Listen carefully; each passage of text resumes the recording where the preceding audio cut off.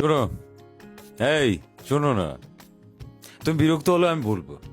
আর তুমি যদি বিরক্ত হতে হতে হতে একদম আরো বেশি বিরক্ত হয়ে যাও, একদম শেষ সীমানা চলে যাও, তারপরে বলবো যে তুমি কেমন আছো, তোমার সবকিছু ঠিকঠাক আছে কিনা।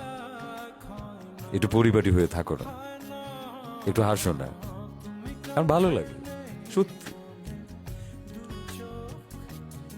এই যে তুমি হাসতেছো,